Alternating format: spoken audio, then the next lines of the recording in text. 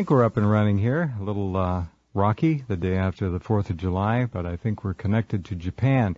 This is going to be interesting. An awful lot of emails have been coming in about the story by Dr. Henry Mako, Ph.D., called Chinese Secret Society Challenges Illuminati. This is a very interesting story, something the likes of which I have not seen in all the years of doing this program or website. The author is Benjamin Fulford of the author quoted in the story. He's an American, North American, Canadian to be specific, expatriate living in Japan now. And let's just bring him on and say hello and see how he's doing and check this connection out. Are you there, Ben? Yeah, I'm here.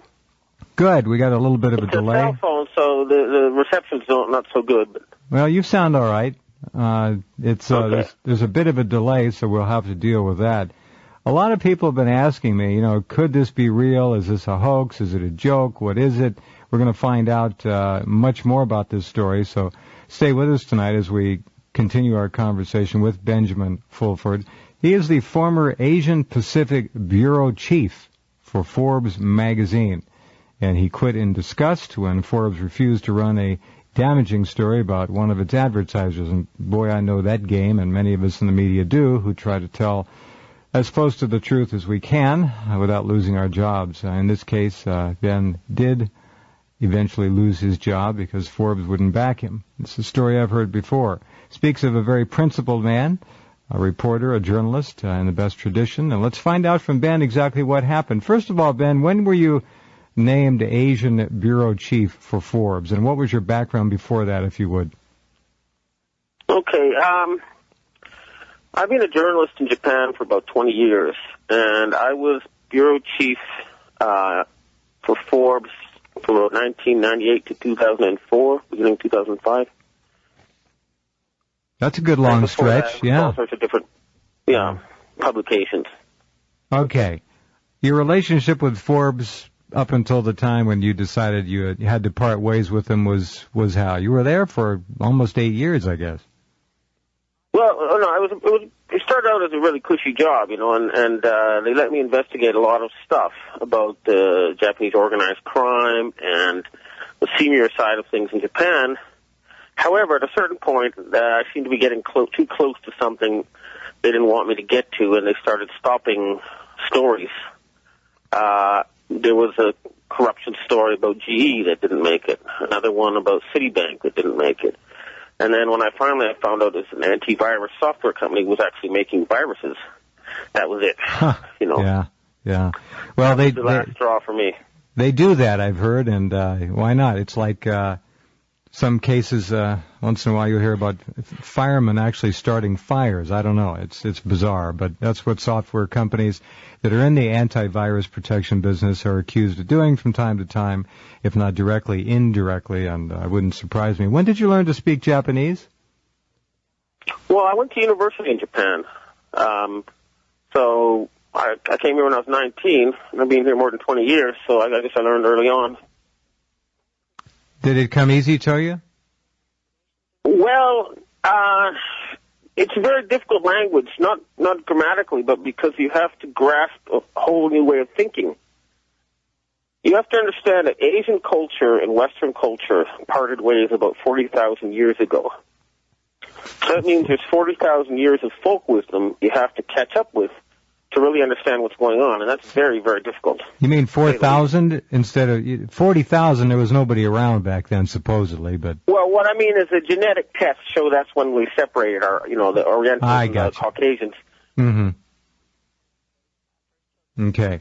Now, with respect to the Asian mind, Western minds, meaning the American mind in particular, we'll just keep it to North America here, America, Canada, are not basically understood. And I predicate that statement on not having been there, not having any experience, but having talked to the former Time Bureau Chief for Beijing on the program some years ago. He said, when I asked him what the Asian mind thought about American Western diplomacy in China specifically, he laughed. And he said they consider Americans to be but children in the sandbox. That's the gulf we're talking about here. Now, would that remark ring fairly true to you in any way? Well, yes, in part, but I think another way they look at it as they look at Western society as a slave society. Controlled in secret. Slave society? A slave society. Well, indeed it is. Go ahead. Yes, controlled in secret by a group of, very sophisticated slave drivers. Well, we call them Illuminati, we call them Bilderbergers, CFR, Trilateral Commission. We can throw in Skull and Bones, the Club of Rome, the Fabian Society, all kinds of secret cartels, cabals, and groups. But at the top, it's a fairly singular power source, and it is certainly one of slave owner to slaves. And certainly the encumbering of the slaves is becoming ever more adroit with each passing month, it seems, with technology and politics changing so quickly over here. The view from Japan of North America, let's talk about the United States. How is it for you, an expatriate from Canada? What, living in Japan, you mean? Yeah, what's it look like over there? What we're doing over here, and I mean we with President Bush, Vice President Cheney, of course, enjoying the lowest ratings probably in presidential and vice presidential history. The American polls show the respect for the U.S. Congress of virtually around 14-15% in terms of job satisfaction. So tell me more. Yeah, it looks like maybe Russia did just before the Iron Curtain fell. It looks like a huge sea change is about to happen. Like, the biggest thing since the Declaration of Independence, I think. Well, almost the antithesis of that, and I can see how that would be a view from over there, and it's probably far more loaded with merit than we'd all like to agree. Things are happening over here, as I think you well know, at a very rapid pace now, and the controllers are literally pushing things in the American public's face that are so unconstitutional and illegal as to be laughable if they weren't so tragic. Yeah, I think these people are scared, and they're trying to carry out a plan. They're desperate now, but their plan is so horrendous and so bizarre, it's just that it provoked a split even within their ranks. I've heard I've heard talk of factions. You mentioned the word, they are desperate, keyword being desperate. There are others who have said the same kind of thing, that they sense there is a window through which they must move now if they're ever going to move. Do you agree with that? Yeah. Yes. What happened, now, let me tell you something. I was offered the job of finance minister of Japan by the Freemasons. When? Okay? When? I got to David Rockefeller. I actually was able to link him to some murders of bankers and other people in Japan as a part of his effort to take over the Japanese financial system. And when I confronted the former Japanese finance minister, Heizo Takanaka, with this, he sent a ninja, believe it or not, a real-life ninja, who offered me a gold Freemason badge and told me I could either accept a job of great power or be killed. At first, I thought I had no choice. I had to go along, which is what happens to a lot of people when they get pulled into this. But then the Chinese secret society showed up and offered me protection. And that's why I can now talk about this. And I want to tell you, because I got right inside, right at the very top. Now, anybody up to a 33-degree Freemason is a chump. They think they're doing good for humankind and they're doing God's work. There are 13 degrees above the 33rd degree. So I've heard. And the first thing they learn is that there is no God. We are God. This is what they're taught. Mm-hmm. And they are, believe it or not, they're the descendants of Babylonian tyrants. This goes back almost 6,000 years. It's ancient Babylonian slave-driving technology. They use a combination of bribes, murder, ostracism, mind control, whatever. They have a huge arsenal, and they think very, very long-term. Mm-hmm. And the story I figured out now is that when they started with Zionism, they had this plan to actually make a capital in Jerusalem, a lot of the religious Jews thought of this as blasphemy. But they actually did it. And then there was a convergence, and there was a faction, really radical faction, that had this plan to eliminate Christianity. And this is going to sound so horrendous, I have trouble believing it. Hold on right there, Ben. Ben, hold on. Let me ask you to pause. We'll come back. We have to take a break. We'll come back and pick up that thought and find out about that. Eliminating Christianity. Very interesting. Lots already on the table here. My guest is Benjamin Fulford, the former Asian Pacific Bureau Chief for Forbes magazine, who has just a stunningly provocative piece up on the site written by Dr. Henry Macko, Ph.D., who interviewed Ben at great length. You'll see it up there in featured stories on the left-hand side of my homepage, so by all means take a look. Another story under that written by Ben Fulford, The Secret History of the Freemasons in Japan as well. Be back in a minute.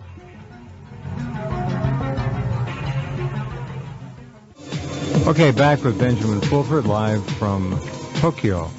He, by the way, has published 15 books written in Japanese with cumulative sales running at over 500,000 copies. He's got his own weekly 2-hour television program over there, appears frequently on numerous other nationally broadcast programs in Japan, and has regular columns in a variety of best-selling Japanese magazines. My guest, Benjamin Fulford, lucky to connect with him at Showtime. We couldn't get through to his landline, which I had a hunch might be the case. These controversial subjects, one never knows who might be playing phone games. But we have him on the line right now.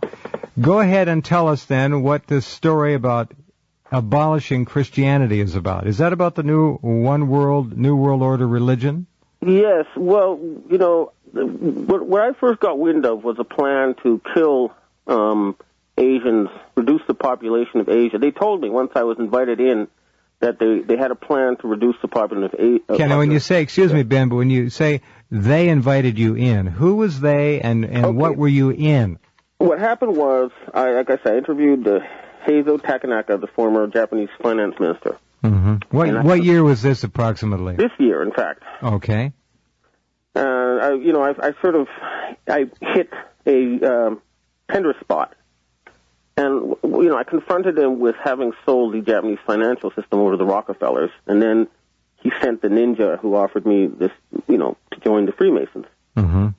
And they offered me the job of finance minister. If I might interject here, please explain what it is. Most Americans, and most listening in Canada right now, or wherever they're listening around the world, won't understand why or how the Rockefellers are so heavily entrenched and powerful in Japan, when in point of fact the Rockefellers, I guess, own much of Japan and have since World War II. So tell us a little bit about that background, if you would. Okay. Now, the Rockefellers, you have to understand their real influence. It's sort of like everybody outside of America seems to know how powerful they are, but they try to hide this fact from their own people. Mm-hmm. You've got to go back to the very first Rockefeller. I had to go back to 1918 editions of Forbes magazine to figure this out. But to John Rockefeller? He was worth about $250 billion in today's money. Mm-hmm. And the 10 richest people controlled about 70% of the money supply. This is just before they took over the financial system instead. And what they've done is they've hidden it all through a series of charitable foundations. There's over 200, 300 foundations. Mm-hmm. And they use this to finance universities, to finance research. And so they control through money, and they hide it through these foundations. So if you do a check, it seems that David Rockefeller is only worth $3 billion or so, but that's because the rest of it's hidden in these charitable foundations. Okay, name a few of them. Just give us a few. Well, it's the Rockefeller Foundation for one. Oh, sure. There's a whole bunch. I mean, just look under Google with Rockefeller and Foundation. Okay. You'll see so many. All right. So they're always considered the secret rulers of the United States and much of the world. So they are like the hidden patriarchs of this secret government. Okay, how do the Rockefellers on the planet stand up to the Rothschilds? Well, there is an alliance and a split as well. The Rothschilds originally set the Rockefellers up to, they helped them monopolize oil, and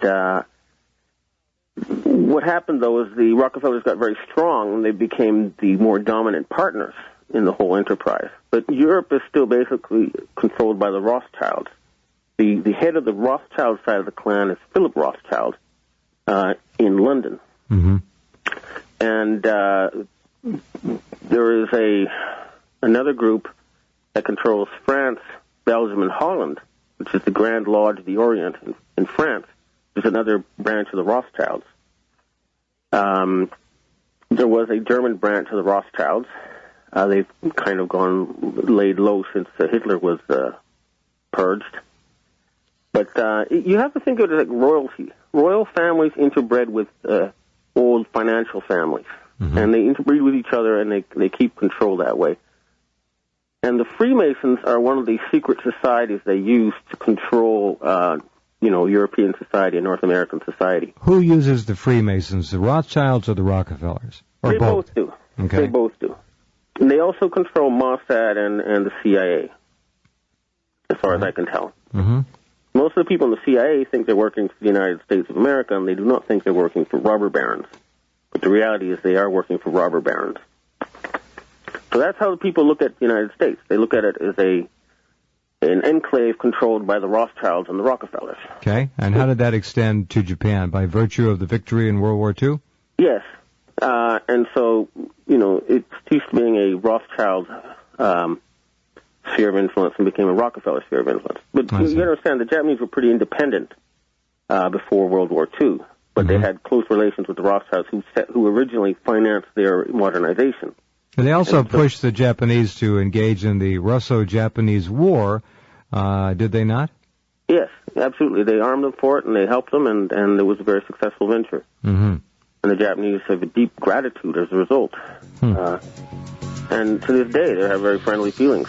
Okay, very good. All right, let's pause on that, then we'll come back and find out about the eradication of Christianity on the planet and the Masonic influence being, of course, I guess, employed at the behest of the Rockefellers and or the Rothschilds. So we'll explore that.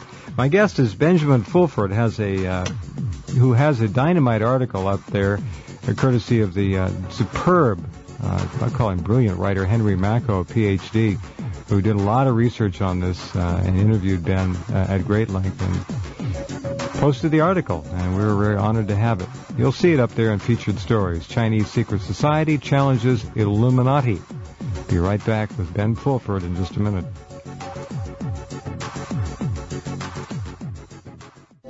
Okay, back with Benjamin Fulford. Read the article by Dr. Henry Macko, Ph.D. Chinese Secret Society challenges Illuminati. And then read the article by Ben Fulford right under that in the featured story box at Rense.com. Click on Ben's name, go to his own website in English. It's a Japanese site, of course, but he's got one for all of us folks as well. Okay, the plan to eliminate Christianity. Now, you mentioned how the Rothschilds and the Zionists set up their Jerusalem and their Middle East. Right. So what they did was they tried to make the Bible prophecy come true. How so? Without the intervention of God. In other words, they did it. It wasn't any sort of divine intervention. Okay. So they are God. All right. They consider themselves to be as powerful as God. There is no God. They are the equivalent on earth. So they're atheists. They are the descendants of Babylonian tyrants. Gotcha. All right. And so one thing I've been hearing, and this is what disturbed me when I was invited to join, is that they really did plan to reduce the world population by several billion people. Well, this goes back to Global 2000, but one more word about this severely atheistic organization, which is using organized religion to hide behind, as they always have. It's not a big surprise. And, of course, that leads to all kinds of difficulties, shall we say. But it's an interesting thing to know. Okay. Now, you were invited to join the organization. A Rockefeller ninja was sent to make you an offer you couldn't refuse. Right. But you decided not to accept. Yes. And how did you decide not to accept?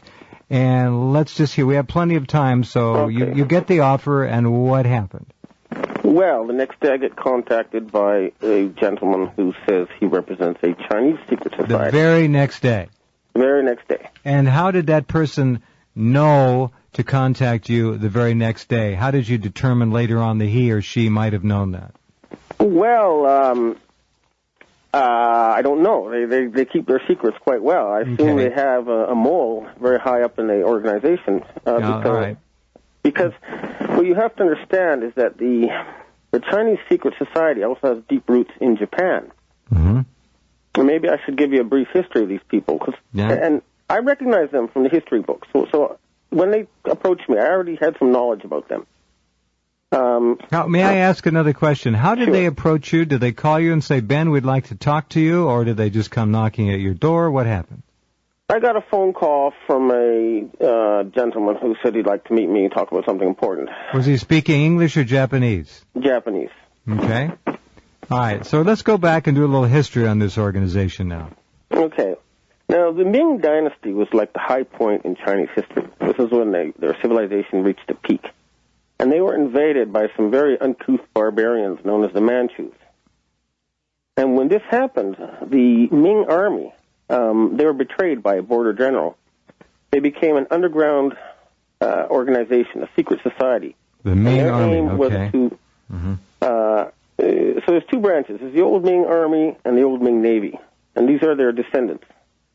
And what happened was they tried to, they wanted to overthrow the Qing and restore the Ming. And their first big attempt was what we know as the Boxer Rebellion. And then later, they got huge help from the Japanese royal family, from the Meiji. That's M-E-I-J-I, correct? Yeah, so this is the people who modernized Japan. So we're talking about, at the beginning of the 1900s. Okay, so the Meiji family modernized Japan, beginning of the 1900s. All right. Well, yeah, it was a sect of, it was a bunch of Freemasons set up by the Rothschilds. That's how the Rothschilds first got involved with Japan. Okay, right. and China, I understand. Yes, but the, unknown to the Rothschilds, or maybe they knew at the time, I don't know, but the Japanese helped the Chinese secret society overthrow the Ming Dynasty.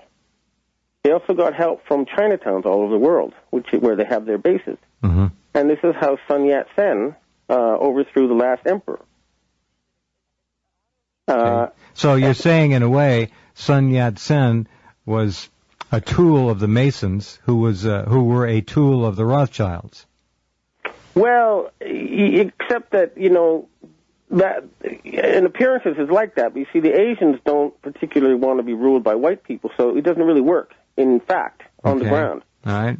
They don't really, they take their money, but they're not going to, do everything they're told to do. But that was a political mechanism in so many words. That's how Sun Yat-sen assumed power. Okay. And he was later ousted. And there was a lot of, as you know, the Japanese invaded China, and they were trying to take it over, and there was this huge battle over the future of the planet, which evolved into World War II. But, they were fighting in China, a proxy war, for over a decade before World War II started. Very few Americans understand that. Yeah, okay. What I'm saying is that the secret society ended up fighting the communist Chinese and being defeated and going underground. So they were part of Chiang Kai-shek's apparatus. Well, they were supporting allies him, with Chiang Kai-shek, but they were not part of his apparatus. Okay, they were fighting with him, supporting him, and he lost. Okay. And then Mao Zedong was financed by the Soviet Union, by the Rothschilds on that side of the equation. All right. And then they kicked out the connection in the 1960s, and China became independent from Rothschild or Freemason control. Was that a big shock to the Rothschilds at the time, or did they see it coming? No, it was a big shock. I mean, there's all this talk about who lost China, and this was a major blow for them. But they never really controlled China. Like I say, the Chinese were onto them and onto their game, and they weren't going to be fooled. How did the British East India Company and the Opium Wars and all of that play into this in the 18th and 19th centuries?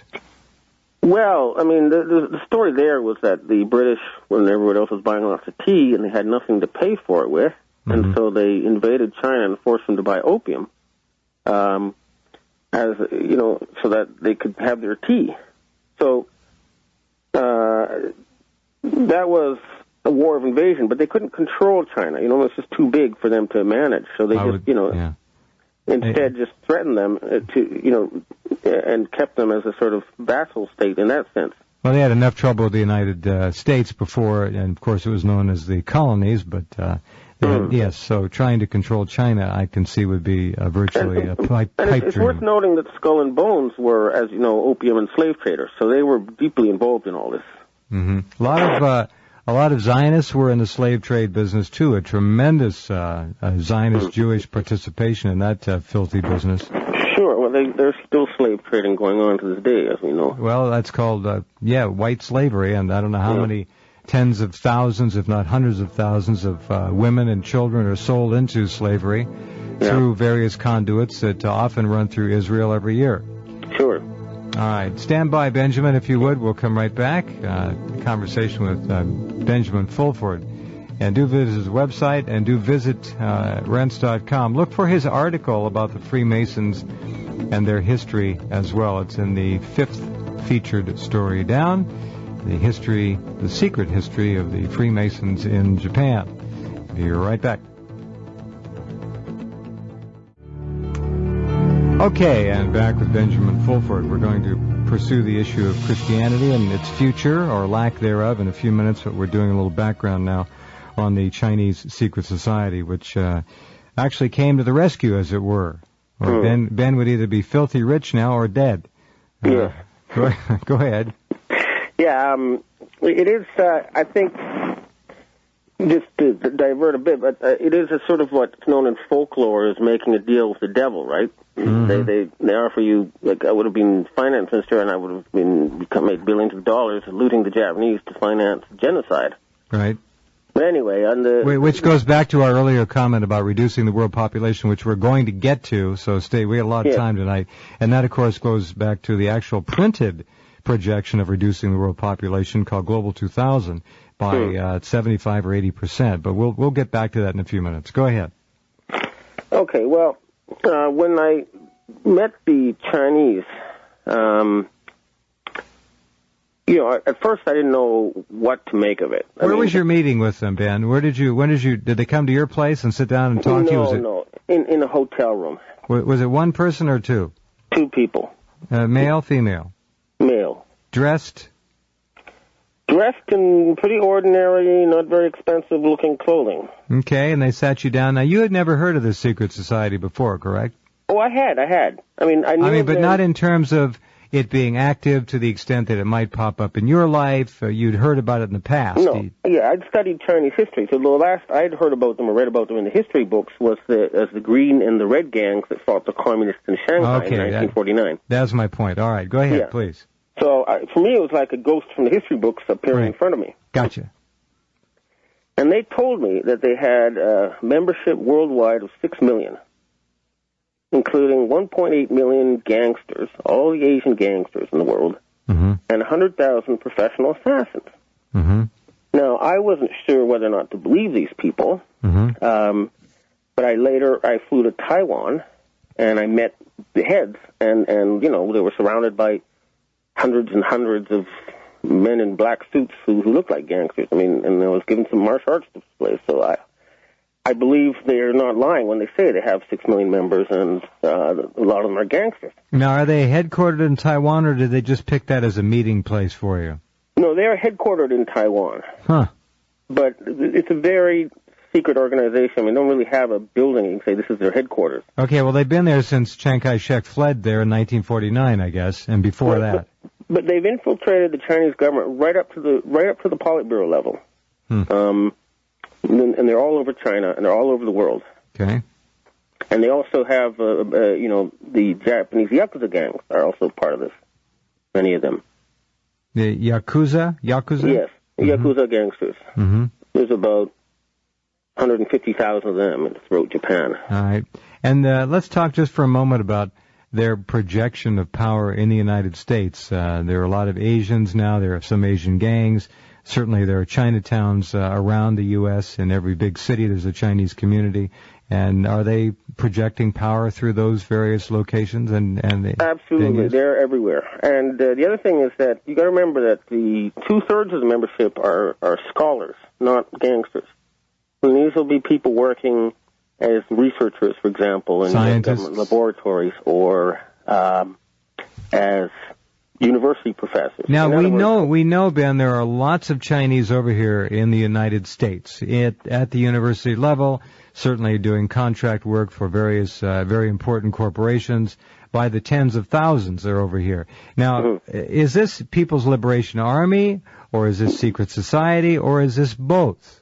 Okay, you got to make sure one thing. These people are anti-communist. Okay, you got to get that clear. They're not part of the People's Republic of China. All right. So the PLA has spies all over the place here, but the secret society is not part of that. They are completely opposed to it. Yeah, they're a totally separate organization. All right. But they do have membership, of course, in the Chinese secret police, etc. Mm-hmm. It's a weird mix. You got to remember if they do have one loyalty, it's to, the rules, as I was told were, to protect the weak, to fight against injustice, to help each other. Nothing that I would find morally objectionable in what they told me were their code. Sounds just read like a book of morals, Yeah, it sounds like good old-fashioned values, and that would work here. So when you had this meeting in Taiwan, where did that take place, and what was the meeting like, and who were the people you met with? I don't expect you to name them or show us pictures on the internet, but what did these people say? Well, I mean, it was meeting in a small Chinese restaurant, upstairs in a small nondescript room. Gee, sounds like a Hollywood movie. Yeah, I mean, and these guys, they looked like something out of a Hollywood movie. There some of them were missing like 4 fingers, and one guy I met who said he'd personally killed 100 people. I mean, they're pretty scary, funky people. Let me tell you that. Mm-hmm. Some of them had 2 PhDs and were very sophisticated and charming. Okay, and the core group you met with were numbered how many? Well, there was a dozen, and then the real core. Well, I don't know how much I should be able to disclose, but well, you don't have to go any further than you don't want to. Yeah. And so, they explained to me. I mean, they understood the urgency that there was a genocide plan and that they were manufacturing diseases. All right, this was when I said you don't have to go any further than you don't want to. I meant you don't have to go any further than you want to, of course. Right. I misspoke there, but the gist of this, the crux of this thing, was their concern of an ethnic-specific bioweapon, perhaps, or something along those lines that would eradicate much of the Asian population base. Yes.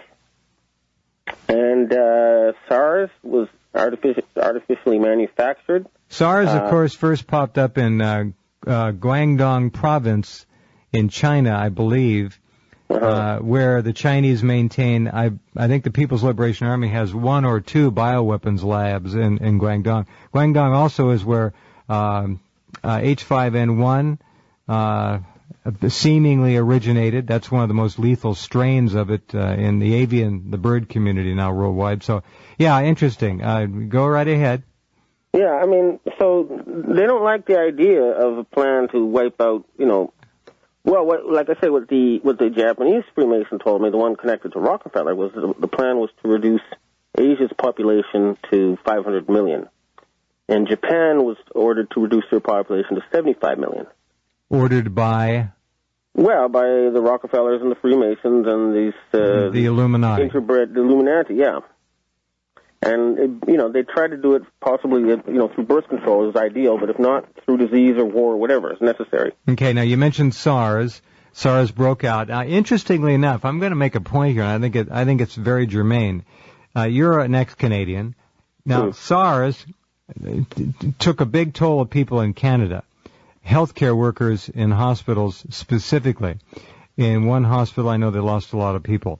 At one point in the SARS, I won't call it an epidemic, but the SARS outbreak here, they printed in a Canadian paper, a major Canadian newspaper, pictures of all the fatalities of SARS in Canada. And there was about 100 or between 50 and 100, Ben. Mm-hmm. And I looked at those pictures, and I said to myself, uh-oh, SARS comes from China. And I look at these pictures, and all but 2 or 3 or 4 of the people, and let's just say there were 50, were Asians. They were all Asians. SARS affects people with only a certain genotype, and most of these people are Asian. All right. Well, that ties into the picture. Remember the plan for a New American Century, page 60. Rebuilding America's defenses. They're saying bioweapons that can target specific genotypes would be a useful political tool. Well, they've had that capability for 20, 25 years at least. They can target blue eyes, green eyes, blonde hair, brown hair, height, weight. Certainly, anything to do with race or genetics can be programmed into bioweapons. That's not a surprise. And the SARS thing, so that was, in your opinion, what then? Something introduced by the West to let the Chinese know that they better get... It was an attempt to cull the Chinese population. So that was a full-blown attempt to massively infect China with some kind of a pandemic that would wipe out a great deal of the people there. That wasn't just an experiment or a calling card or a wake-up call. I believe it was a sincere attempt to kill them. Okay. And, of course, people don't like being killed, which is why the society, reactivated itself after being dormant for so many years. It's like an emergency fire brigade. Normally, people just go about their lives and do their jobs. They don't do anything illegal. But if there's a crisis, they all band together. And an interesting thing, a little sort of digression. When Sun Yat-sen took over, he found the imperial treasure, the hoard of treasure, built up by the Chinese emperors over the millennia. Mm-hmm. And when the communists took over, some of this treasure was shipped off to the National Palace Museum in Taiwan, but some of it was hidden in a mountain in China. The communists tortured 3,000 people to try to find out where it was, but nobody spoke. And this is their emergency war chest, which they will, dig up and spend if they feel... You mean the secret society? Yes. Okay, so the Chinese communists could not find half of the treasure. Half went to Taiwan, half remained on the mainland. And this is the secret society's, it's their bankroll. Yes, it's their emergency fund for rainy day. It must be a pretty handsome fund for rainy days. Okay. Yes, billions of dollars. Yeah, I would think. Stand by if you would, Ben. We have to take a break here coming up momentarily, and we'll come right back and continue our wide-ranging conversation, although it's quite focused, really, when you look at the totality of it. But again, SARS now, according to Ben Fulford and his Chinese-Asian contacts, was an attack. He believes a full-blown attack to unleash a biospecific agent in China, a virus, to wipe out most Chinese. That might account for some of the exclamations of the Chinese general staff. The second in command of the military has said twice now that China is preparing to wage and to win a nuclear war with the United States. Now, maybe he was talking about the Rockefeller interest in the United States. I don't know. But this interesting conversation, to put it mildly, Ben Fulford is my guest, and we'll be right back with hour number 2 of our conversation in a few minutes. Okay, welcome back. Talking with Benjamin Fulford, the former Asia-Pacific bureau chief for Forbes magazine for 8 years. He's got quite a CV. You can see it on his website by clicking on his name at Rense.com. We're talking about the the Asian Chinese secret society, which has tentacles all over the world, how it is more than concerned about the plans, and apparently one failed attempt, to massively reduce the Chinese population en route to an overall world population reduction of some 80%. At least that's our understanding of the plans of a faction of the world elite, the Illuminati, the controllers, and so forth. Very interesting conversation so far. Again, the featured stories section of Rense.com, Dr. Henry Macko's article, Chinese Secret Society Challenges Illuminati, all about Ben Fulford, and Ben's article underneath it, The Secret History of the Freemasons in Japan, is a very interesting history lesson in and of itself. Okay, Ben, you had your meeting in Taiwan. You met upstairs in a rather plain, nondescript room in a Chinese restaurant.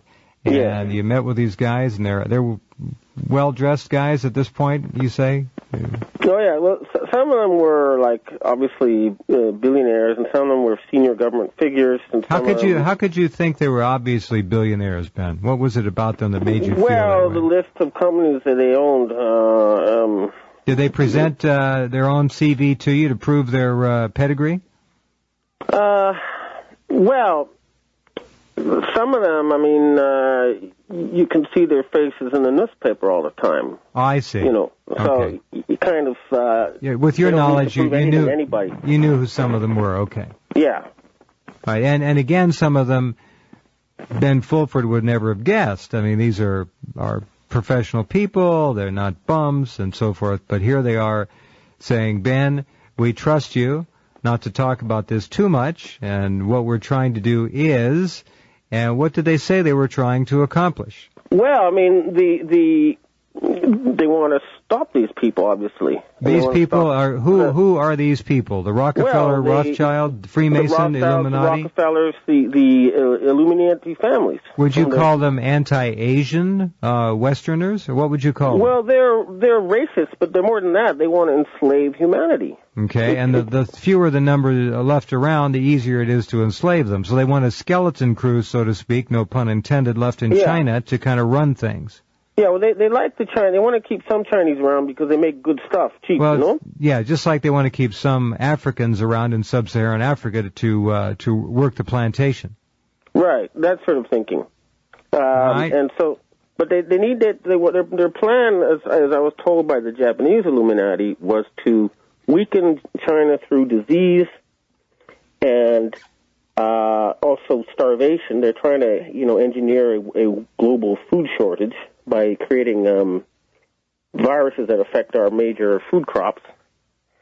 And then they were going to provoke a war by getting Taiwan to declare independence. And their hope by that time was to have the Japanese army as a sort of subdivision of the U.S. Army ready to pounce on China and then divide it into 6 countries. This was the plan told me by very senior Japanese people. When was this plan cooked? It's a kooky plan, but when was it cooked up? Quite a long time ago. These people think in decades, sometimes hundreds. Yeah, well, the Japanese army is not able to go in and subjugate China. This isn't No, you understand. The Japanese army is one of the biggest armies in the world. It's huge, and it would be working with the U.S. Army and the NATO armies. How big is the Japanese army? How many standing men in uniform? Well, it's an instant ramen army, okay? What they have is they have lots and lots of officers and lots of weapons. They have the 3rd biggest military budget in the world. And what they can do at any time is they can grab 3 million office workers off the street and turn them into soldiers. Wow. So it's actually quite huge. All right. And very up-to-date. So this plan of subjugating China with this army and other factors like what's left of our army and military might is a plan that is still cohesive, apparently. Well, not really. You see, the Japanese are still going according to the original plan, but that kind of blew up in Iraq now, didn't it? It sure did. The original plan was to grab all the oil in the Middle East and then go and get China, right? But they couldn't quite get their Middle Eastern part over. That's why. And another important thing to understand is that because the Rothschild faction split with the Rockefellers, that's why you had this freedom fry business and all this anti-French stuff, right? Is that they're not getting enough financing to maintain a big army there. That's why they had to use 150,000 troops. The only money they're getting is now from Japan. The Europeans are refusing to finance this adventure in Iraq anymore. So there's been a very major schism here between the Rothschilds and the Rockefellers. And that's part of the reason why they cannot afford to, really run the Iraq thing properly. Okay, so now the secret society pointed to SARS as an attempt. And that's what galvanized them. And I guess we come to the next obvious question. Why Ben Fulford?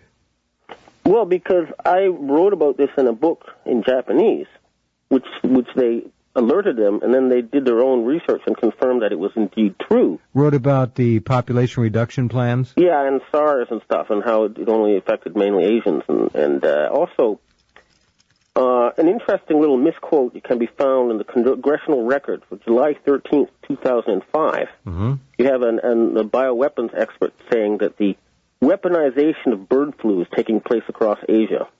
It's in the Congressional Record. If they try to erase it, I've got multiple copies stashed here and there. So. Well, we do know that on April Fool's Day, April 1st of 2005, the resident of the White House, George Bush, signed an executive order which gave the federal government, i.e. George Bush and anybody he designates, full power of quarantine over any and all Americans, towns, cities, counties, states, which have been exposed to H5N1, avian influenza, or any other exotic infectious microorganism. They're not taking any chances. So somebody knows something somewhere, and we've been tracking this. You don't know this.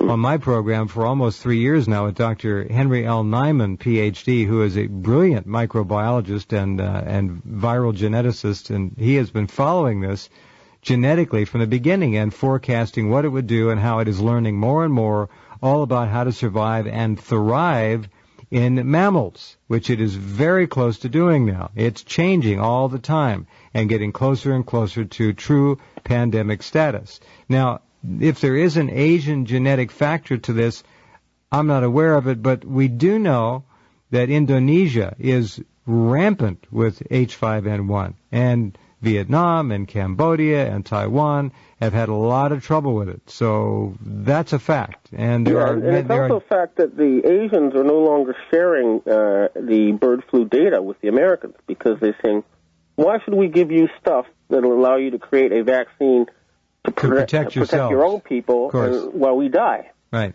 No, that makes sense. We wondered why the genomes were being withheld, why the samples were being withheld. Now it makes sense. The Chinese have been giving them for years now. They've said, "How about that? We're not going to help you protect your own people while you try to kill us." Okay. Now back to the meeting in Taiwan. So they decided that these people need to be overthrown. The Rothschilds, the Illuminati, the Rockefellers. Yes, the Illuminati. And specifically, if I have to, I will ally myself with the Rothschilds against the Rockefellers. If it comes to it. I'd rather get them both out of power, but, the Rothschilds are a much mellower bunch at this point. All right. They're the global warming thing, and it's stupid, but at least well, I wouldn't call, I know I agree with you, but I would suggest that what they're doing in Europe with Bush's so-called defensive missiles, threatening and pushing and provoking Russia, is not particularly sanguine. It's pretty damn dangerous. But the Russians today announced they're going to deploy their new Iskander. It's an intermediate-range cruise missile in western Russia to oppose the Bush so-called defensive missiles, which of course are being placed there or will be placed there to knock down the Topol-M, which has also just been advanced dramatically. The Topol-M was a single-bang warhead. Now it's a MIRVed missile, and it's had 2 successful test firings. So the Topol-M is now MIRVed, meaning it has 10 independently targeted thermonuclear warheads in each rocket. Now the Topol has a triple-speed boost phase, which makes it very hard to knock down, and these interceptor rockets that Bush wants to put in Europe are specifically designed to try to stop the Topol-M in its boost phase. But that's another story. But go ahead, please. Yeah. So, what it means is that we've now got the Russians and the Chinese and I've been contacted by the Japanese secret government, and it looks like they're also going to turn against the Rockefellers. The Rockefellers have the Japanese by the short hairs, at least they have so far. Yeah, they have so far. And the thing is, the Japanese want to keep friendly relations with the United States, right? They really do like that U.S.-Japan relationship, and they don't want to damage that. But if they can preserve that relationship and get rid of the Rockefellers, so that would be a blessing for them. They'd be very happy indeed to see that happen. So is this suggesting some kind of a cooperation between the Chinese secret society and the Japanese government, which wants liberation from the yoke of the Rothschilds? Absolutely. They're cooperating. All right. And they're going to be given an ultimatum soon. Okay. We're just waiting for all the ducks to be in a row, but they're going to be given an ultimatum. All right, stand by. Hold on right there, Ben. We'll come back and talk more about this. Okay. Well, quite a fortune cookie. We'll be right back in just a few minutes with Benjamin Fulford.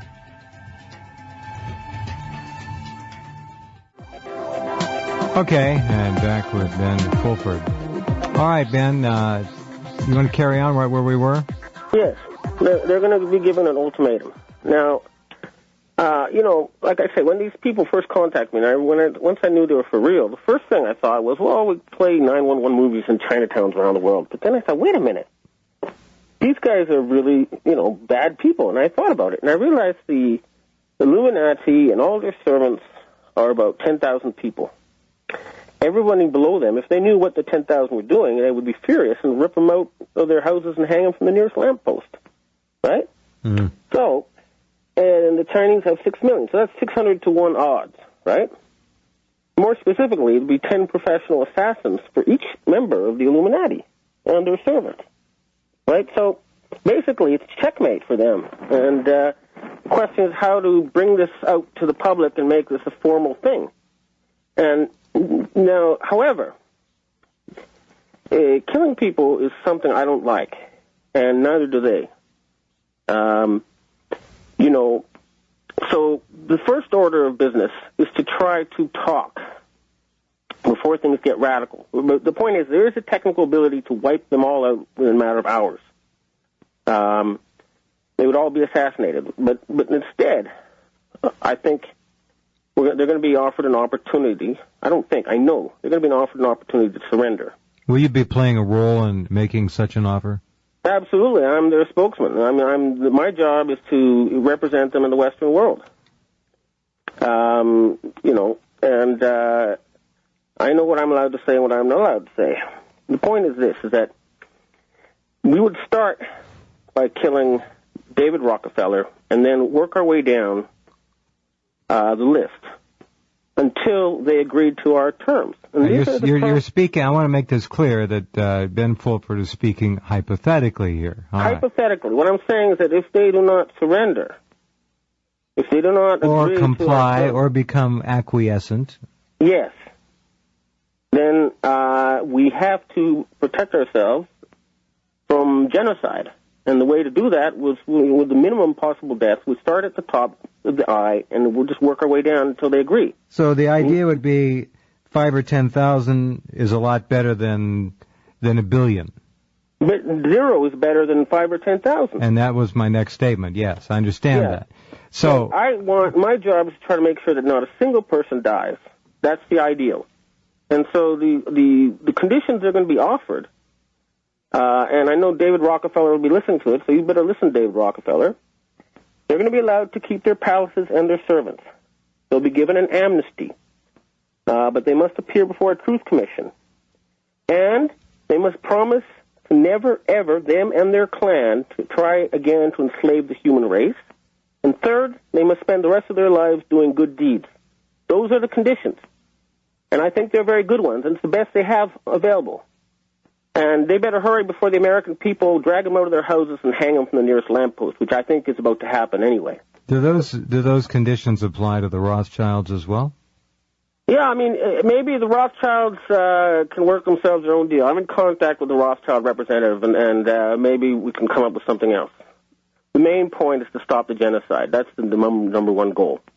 Now, what would you term what the Americans are doing in Iraq and Afghanistan? We have seen the slaughter of over nuclear dust. We're turning it into nuclear dust. We've killed already close to 1 million Iraqis since the Iraq War began over 4 years ago. The threat now to invade Iran, a country of 70 to 80 million people, is quite clearly on the front burner again. So this is genocide, and this is not being orchestrated entirely by the Rockefellers, although I do see the connection on what you're saying. Now, we want to quickly jump over to go ahead. Go ahead. The Rockefellers are just one. I don't want to put everything in that one name. You've got to remember that you have the J.P. Morgan descendants. Basically, what people in America need to do is they need to get an old who's who, right? Look up the names of the bankers, the 6 bankers, I believe, or 7 who took over the Fed in 1913, right? Get the who's who's and look up all their descendants. And then capture all the males. And the United States would wake up It'll be like the movie The Island, where everyone suddenly wakes up and realizes they've been subjected to Freudian, Pavlovian mind control. It would be a miracle. It would be freedom. That's what you have to do to save America. Those are the people you need to make as your priority targets if you want to save the United States and stop this genocide. And, of course, you got to get all the neocons, too, who are servants of these people. Well, the neocons are essentially servants of the Zionist, Jewish, Rothschild cartel that is pushing the Middle East agenda, as much as we can tell. Now, the oil issue, of course, crosses over to both sides. It appears that Zionism is taking on Russia now and pushing very hard in that respect, and the Rockefellers are hard at work in Iran, covertly, and Iraq, of course, overtly, and Afghanistan. At least that's a simplistic overview. They need oil to control the world. And the Chinese need oil to continue to develop and progress, as do the Japanese. Well, yeah, but you know what? Actually, they figured out that maybe they don't need oil. They've got these huge plants of converting coal to oil now, and to be honest, the Japanese had the technology to make fuel from water 30 years ago. Well, I think several people have if you simply spend an hour on the Internet and look up taking hydrogen from water and actually making it burn and so forth. There's a lot of potential out there which the petroleum companies aren't too fond of. Yeah, well, actually, let me tell you a personal story. Hold on. Yeah, let's do that in just a minute, Ben, please. We have to pause. We'll do the personal story next with Benjamin Fulford, who's just laid out some pretty interesting conditions for an alleged offer that perhaps the Illuminati can't afford to refuse. We'll see. Okay, back with you. Benjamin Fulford, live from Tokyo, is with us. Pretty stunning material. All right, Ben, you have a personal story you wanted to share. Go ahead. Yeah, my great-grandfather was G.T. Fulford. He was one of the richest men in the world. Say that again. What was his name? G.T. G.T. George Taylor Fulford. Okay, G.T. You can find him on Wikipedia. And he was one of the richest men on earth. And he was the largest single shareholder in General Electric. And he was going to finance Nikola Tesla. But he was murdered by the Rockefellers in 1905. It was made to look like a car accident. Your grandfather? My great-grandfather. Great-grandfather. So really? Oh. And the family fortune was stolen. My grandfather was only 3 years old at the time, and the family fortune was taken over by the Rockefellers. He didn't know how to defend his assets. But I'm telling the Rockefellers right now, they can think of me as the ghost of G.T. Fulford come back over a century and 4 generations to get justice. You speak a very brave and cavalier way. I have people behind me. And I was going to say, you speak as if you are a man with great self-assurance, and you have a lot of friends. So absolutely. You have 100,000 assassins backing you up. You don't have to be a chicken. Well, you don't sound like a chicken. No, I'm going to get these people. If no one else does, if they don't agree to my terms, they're doomed. And they know it. They have the intelligence agents. You people out there, you don't know because you don't have access. You don't know if I'm lying, if I'm a crazy guy, but they do. People in the CIA, the NSA, Mossad, they know I'm not kidding, that this society is real, and they are moving. And so they realize this is not a bluff. This is a promise. They must stop their crazy games. What these people are trying to do, I know it sounds insane, they're trying to artificially create Armageddon. They're trying to make people believe these are end times, like slaughtering people by using disease and famine. And I believe they even have, I know this will sound a bit crazy, and you'll start wondering about me, but they have some kind of microwave weapon that can heat up underground water near earthquake-prone zones and trigger earthquakes. Oh, I believe that's, if that particular technology is true, it's probably one of 2 or 3 They can do it with harmonic resonance, with sonic-based weapons and devices. There are a lot of ways to get earthquake faults apparently to move. So, yeah. Right. So what I'm getting the feeling is that these people were planning to artificially create the appearance of end times, just like it's in the Bible, right, and fool everybody. They seem to be playing to that script. Yeah, and you must not be fooled, because this has nothing to do with, anything spiritual or otherworldly. This is right here on this earth. And the cult these people represent, I mean, they've been known by folklore over the years. You have to start with Nimrod, the Babylonian tyrant, and then Hammurabi. Hammurabi is known to the Jews as Abraham. He was a Babylonian tyrant, a slave driver. And these people have had a secret sect of slave drivers. It's almost 6,000 years old, and they have very, very sophisticated methods. They use secrecy, murder, bribery, and ridicule as their main weapons. And they've had a very good run, but, it's checkmate for them as far as I'm concerned. They're not going to get away with this. They better realize it. It's game up. They've been exposed. People know about them. They're on to their game, and it's not going to work. Because all you got to do is target the eye. Hollywood, the people in Hollywood have been trying to warn Americans for years. If you look at Tolkien's movie, you have this eye on the top of the mountain. Destroy the eye and save the world, right? Or The Matrix. Even Stanley Kubrick gave up his life to expose these people.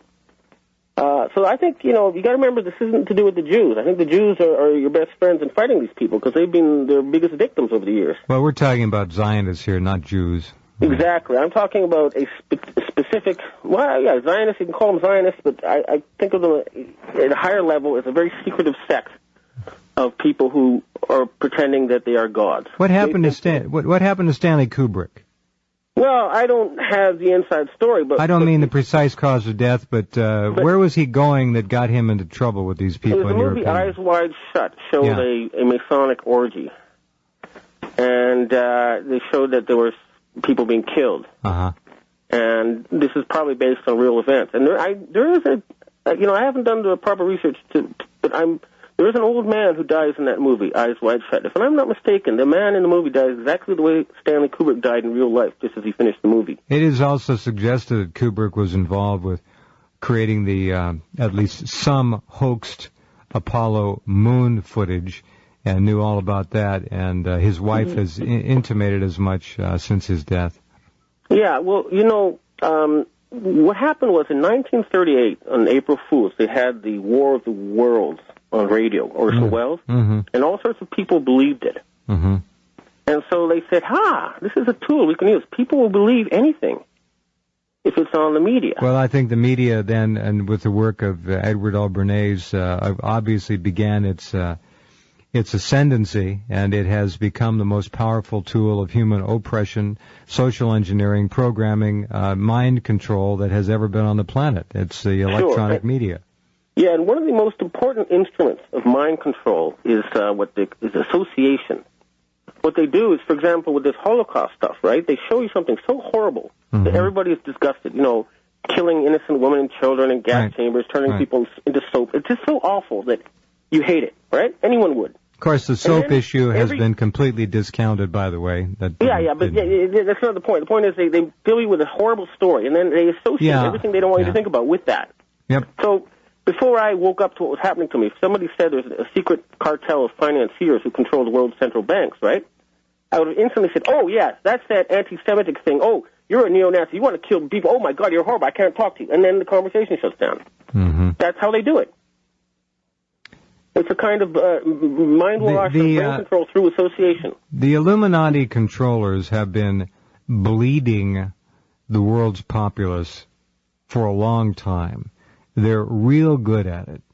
Yeah. What is it about your message that you think their ego will back down enough to take seriously? Now, you laid the numbers out there. Is it going to take some kind of an example?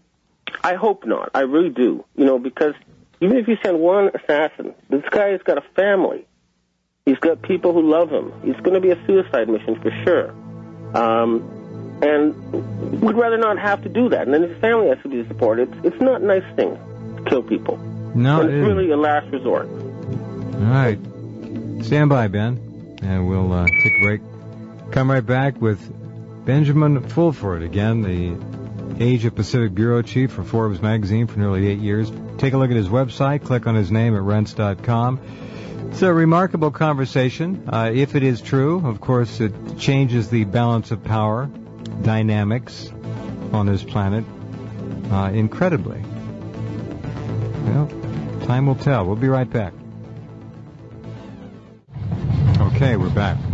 There are, of course, an awful lot of people around the world listening right now and who will continue to read Henry Macko, PhD's story about Ben Fulford. We'll have more from Ben at Rense.com. And they are probably cheering for this, or they're certainly entertaining this concept in this program with a great deal of guarded optimism, shall we say. It'd be nice to see that the status quo, which is quite clearly hell-bent on creating an Armageddon, could be stopped somehow. Okay, yeah. Ben, a lot of things to touch on. You want to do any follow-up right now on anything in particular? Then we'll go on to the one next thing, area. getting back to GT, the 20th century was supposed to be a century of wonder, with unlimited free electricity. And Tesla, of course, was the man who had that and offered it to us, but it was not allowed to be accepted. That's right, and that's part of why they killed my great-grandfather, because he was going to finance Tesla. So they turned it into a century of horror. They need war, they need fear to control people. If things get too peaceful, then they cannot keep things under control. But what has happened, and this is important, this is the big rift, this sort of global warming, war on terror thing, is that the radical faction that wants to go ahead with Armageddon are the war on terror people, and they're all allied basically. But another faction says, okay, look, the plan to create a world government with Jerusalem at its capital is just not going to work right now, and it's much easier to make the EU a central world government. And the thing you must understand about communism and the EU and even capitalism as it is now practiced in the United States, they're all forms of disguising hidden central control. In other words, it's all different forms of Babylonian tyranny. And unless you can see through that to the essence, and the essence is to look at where the money is coming from. Finance. I was a financial journalist for 20 years, and it took me a long time to figure out that finance is just propaganda. What finance really means, it's the human process of deciding what to do in the future. It's the idea of how do we navigate into the future. And that has been stolen from us by these people. That's why they need to control the central banks. Well, they want us to feel, they want us to feel helpless, of course. Yeah, people work for money, and they control the money. That's how they control the society. People who say the wrong things get fired, or killed, or marginalized, or invited in. That's how they control. It's through money. If Jesus Christ were alive today, when he was alive, he went to the temple, he overturned the money changers' tables. If he were alive today, he'd go to the Fed and he'd unplug the mainframe. That's what he would do. Unplug the mainframe. Absolutely. Liberate the planet. Absolutely. Just say, all right, enough of this. We're going to figure out a new way of doing this. Well, if something doesn't happen soon, we're all going to hell in a handbasket. It looks pretty grim, as you well know. Well, I mean, the United States is in a particularly grim situation, but fortunately, the rest of the world is still much freer, and we'll come to help the United States. I've heard that. We are the black hole of the planet in some respects, I guess. Yeah, but I mean, think about it. The end game. I think these people are desperate. Cheney and Bush, they've got 18 months left. The whole country is turned against them. Even the puppets in Congress. People are onto the fact that they were put in there by people with money, not by people with votes. Yeah, well, they completely turn into something else when they show up in Washington, D.C. Their constituents no longer matter. The betrayal factor here is off the scale. It's unbelievable. The treasonous behavior of Congress, the traitorous actions of those at the highest levels of government is almost unimaginable. We have to remember, these people are scared, okay? They are being threatened with murder at the highest levels. These people... like Edward Kennedy. I mean, look, these people, they killed General Patton, they killed the Kennedys, they killed Martin Luther King.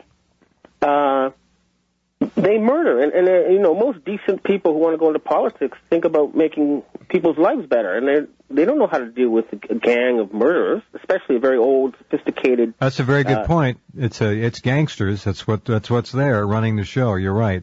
And that's why you need gangsters to fight gangsters, and this is where these Asian people come in. They know how to do a gang war, and the first phase, which is what I've initiated right now, is the shouting match. You say, look, you better listen. And if they don't listen, then we go to the next phase. What's the timetable on this, Ben? I cannot discuss that, Okay. You can't let people know what you're going to do. I understand. But I'll tell you something interesting. There is a force of 3,000 ninja assassins, okay? Now, these ninjas are 2,000-year-old cult or whatever of school of martial arts.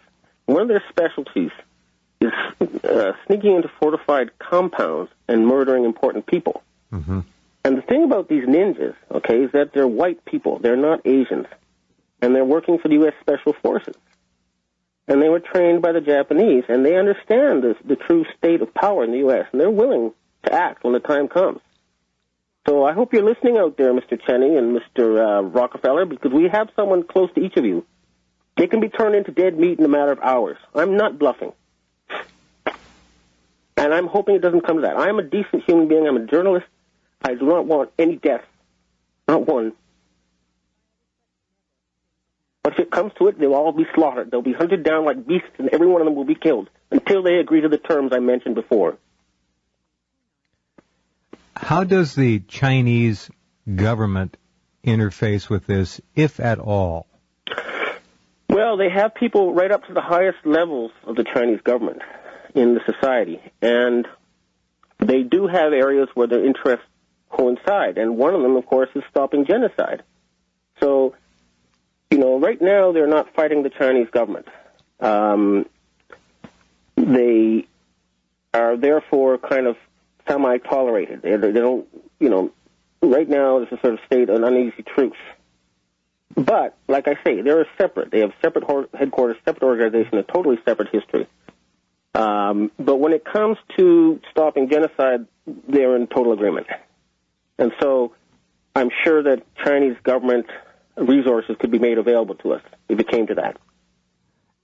In that, your organization, that to which you purport to represent, is threatening, apparently, people with death. Could that not be construed by the Department of Homeland Security, not that I expect to hear your knees knocking with fear, as some sort of terrorism being issued over this program? It's not terrorism. It's saying if you don't stop killing people, if you don't stop killing us, we'll have to defend ourselves. It's not terrorism to defend yourself. It's self-defense. They're doing the killing. They're the ones out there murdering people and carrying on genocide. They're the ones who are planning this incredible mass slaughter, not us. So if there are any terrorists, it's back in the, who they are. It's the Illuminati. They're the real terrorists. Everybody knows that by now. We're trying to stop terrorism. Our point is we don't want to kill a single person. Nobody, not one. And you have apparently presented a method by which that can be achieved without anyone dying. Yes. Think about the $1 bill. You have the eye in the pyramid, right? The eye represents people who set the human race for the job of pyramid building, right? And what you have to do, it's very important, it's very, very centralized, this thing. Very centralized. Target the eye. Forget about their flunkies. Forget about their employees, their servants. They're just have no choice. They're innocent. Even the people on the Council on Foreign Relations, Bilderberg, most of them are decent people who would really not like to be part of this but have no choice. So the trick is to go right for the very, very top. Dr. John Coleman, in his book, Conspirators' Hierarchy, the Committee of 300, did name names for the first time years ago. The book is in its 4th or 5th edition now, and it was quite centralized. Now, did you turn over a list of people to this secret society at one point? Yes. So what I did was I got there's a lot of these lists in Japan, but basically it's all the descendants of the original banking families that took over the Fed. All the male descendants, okay? They won't kill females. And the extended other Illuminati families, you know, the names, the Warburgs, Morgans, Ships, et cetera. Everybody knows the names. And then the Bilderbergers and the Council on Foreign Relations, Skull and Bones, Scroll and Key, all these people. But the point is that what they do, the trick is to start at the very highest level and work your way down. They don't want to kill anybody if possible, but they would keep it to the minimum if possible. But if necessary, if it's the only way to stop the killing of hundreds and hundreds of millions of people, which is what they're trying to do. Billions. Then billions. Yeah, they're trying to kill billions of people. This is not a joke. This is reality. Then you have to stop them. There's no other choice. It's self-defense. It's not terrorism. In Japan, have you made this public yet, Benjamin, or are you doing it here for the first time? It's been made public in Japan. They know. It's in my book, my latest book. It came out about a month ago. And there's a lot of stuff going on here. I've been in contact with the Japanese secret government. They're cooperating with me, and I repeat, their point is that they like the U.S.-Japan alliance. They like Americans. They like the United States. They don't want to pick a fight with America. But if there's some way of freeing them from the Rockefellers and these Illuminati, they would love that to happen. That's where they're coming from. And so they're cooperating to a certain extent. And negotiations are ongoing as to how to do this. But the plan I've given them, and it's on your website, is we make contact with Russia, China, India, the Muslim countries that aren't controlled by, Illuminati pawns, Latin American countries, everybody in the world, basically. And we all get together and say, okay, enough is enough.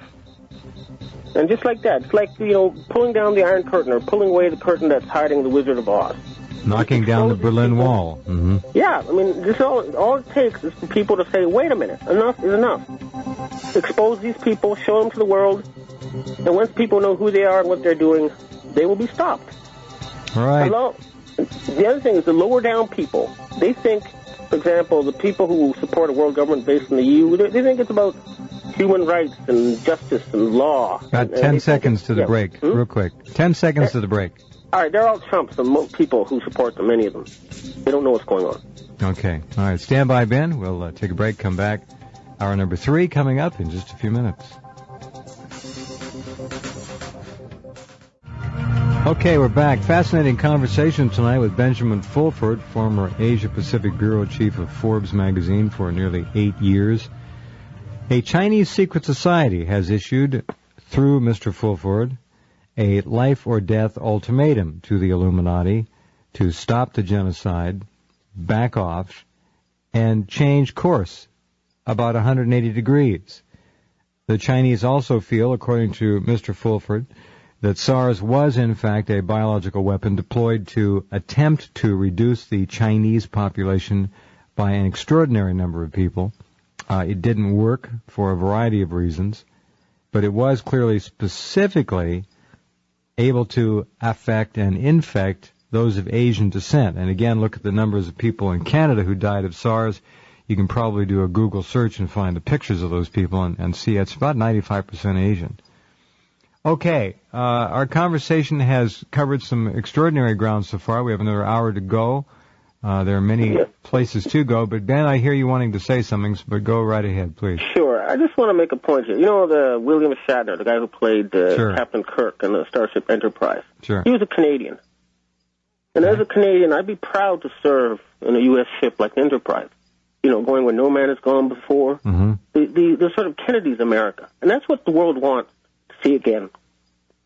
That's what everybody's wishing for. Well, especially when I see the Americans captured by robber barons and subjected to Freudian Pavlovian mind control. Well, and no better example than September 11th.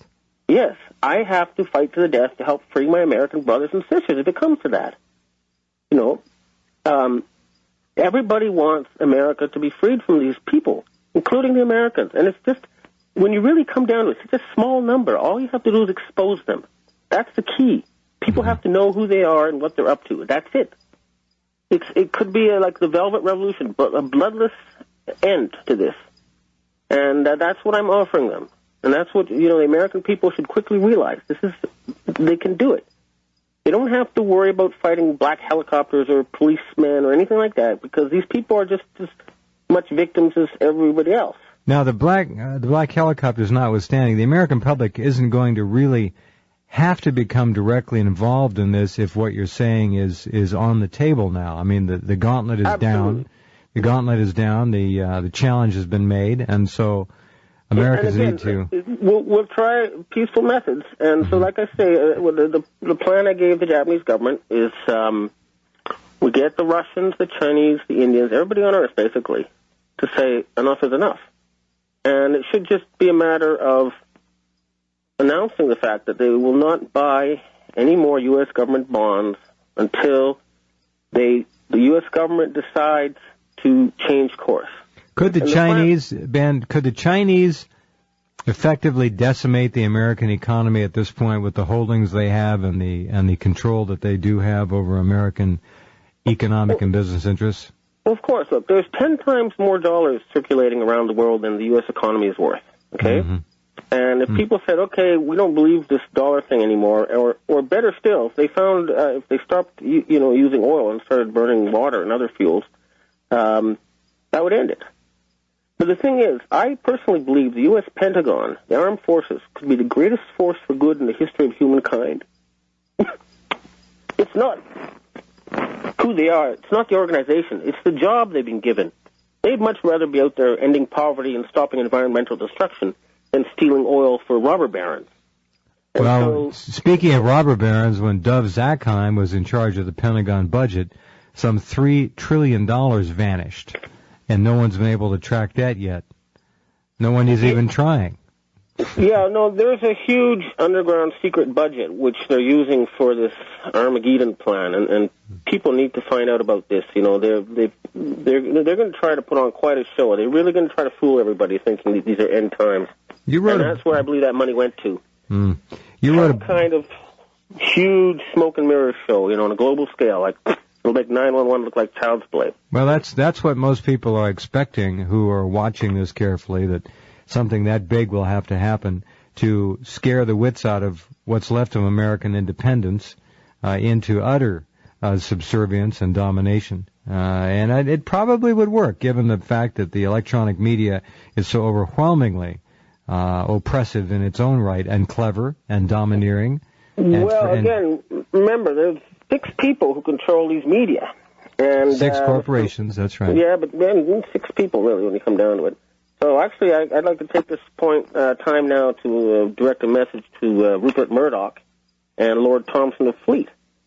I strongly suggest to them that they confirm through their own sources that I am not bluffing, that this society is real.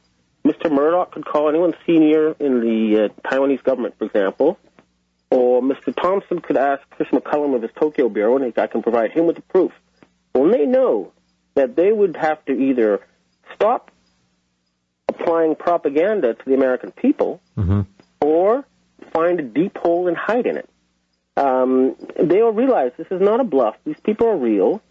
Mr. Murdoch has good Chinese connections. They'll realize that the tide has changed, and they will start providing people with the truth.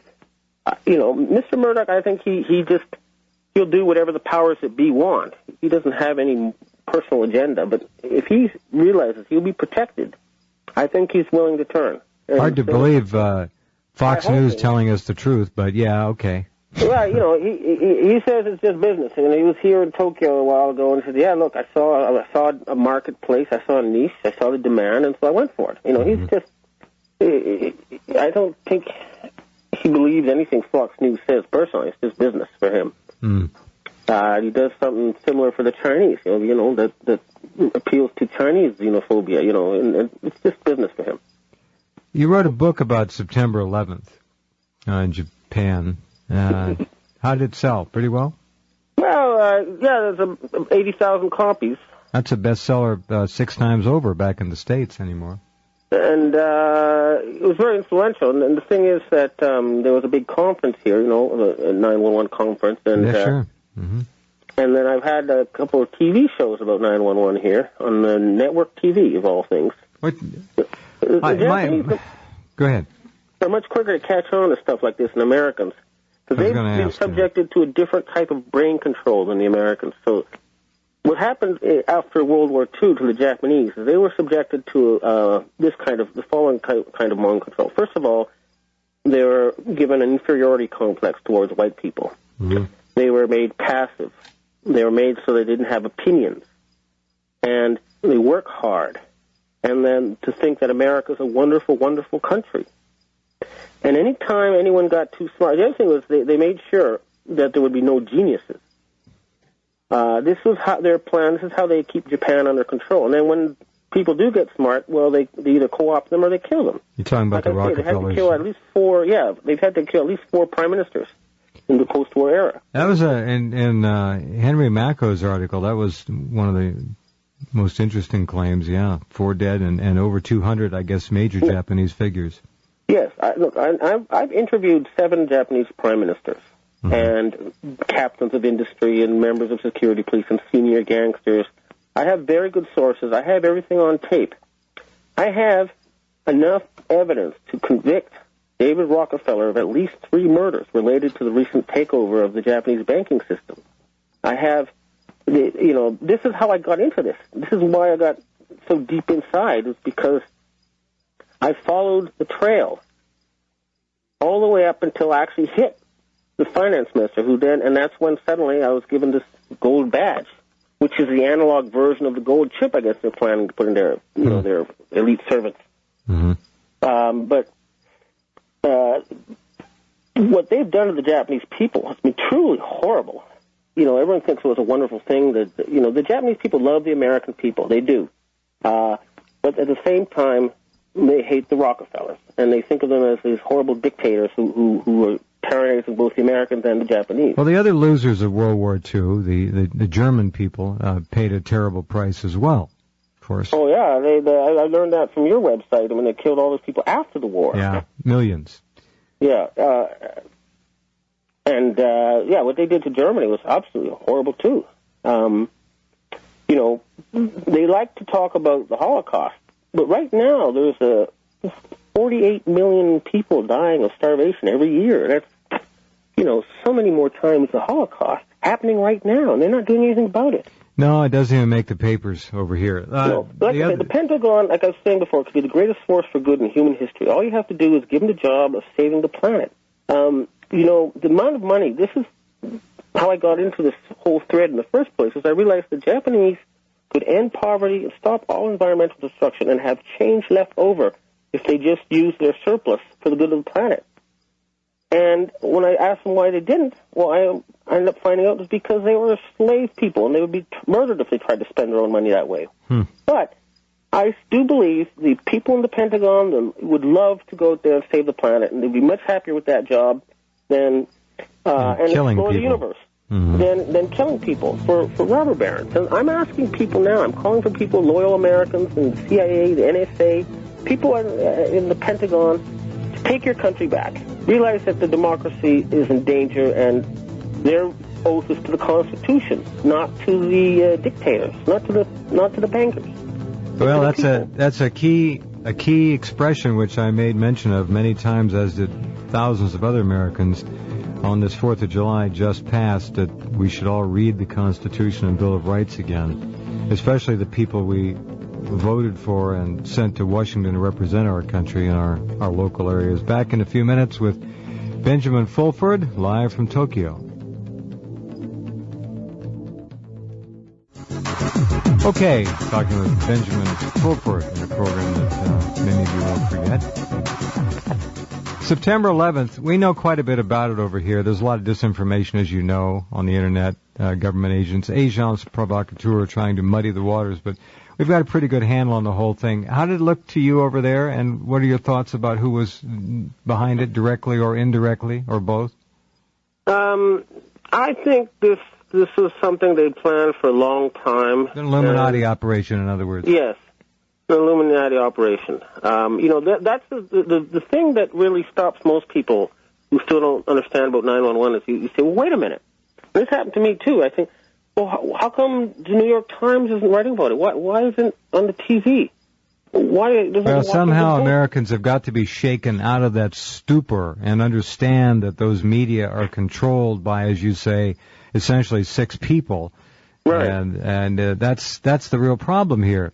Opposition to the government, to the killers, to the gangsters, has no platform. They're shut out of the mainstream media. They've got the Internet, which, of course, is rampant with all kinds of operators and people who are out to do nothing other than slander, libel, cause fights, and issue false data. So it's a tough one for people to get through. And without the Internet, it would probably be over by now. Yeah, I know. It's the Internet and websites like yours that help people like me, figure out finally what's going on. I mean, thank you. I got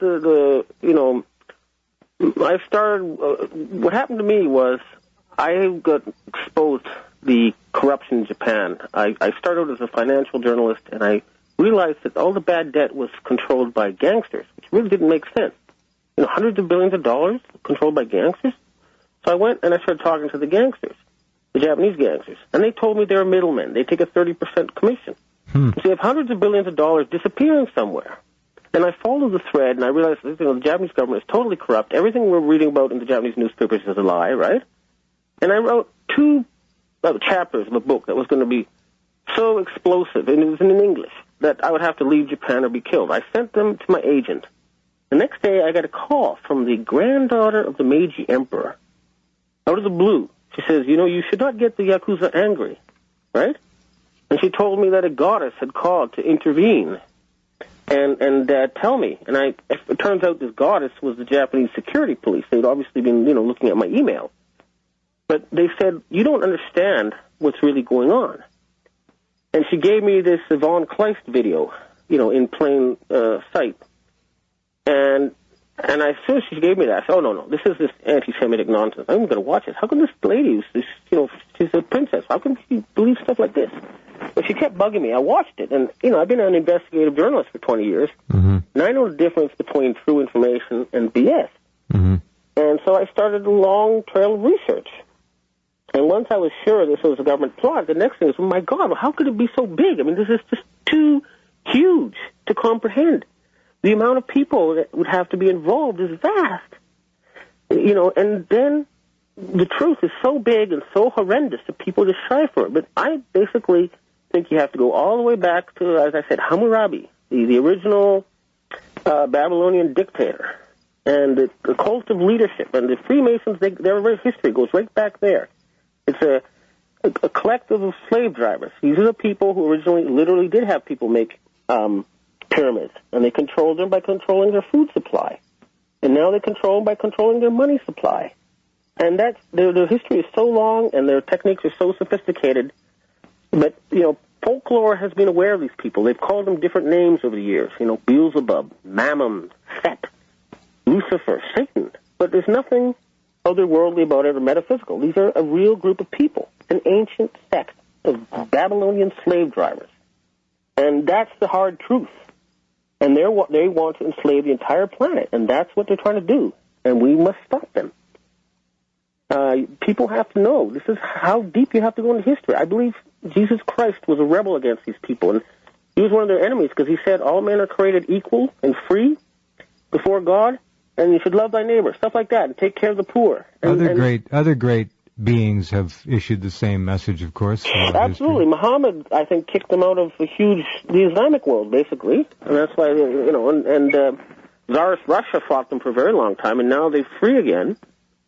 There's a lot of free countries. Italy kicked them out with the P2 scandal. That's a great scandal to look at, to see exactly how these people operate. People over in the States don't even know anything about that. That was a monumental development, a monumental watershed in Italian history.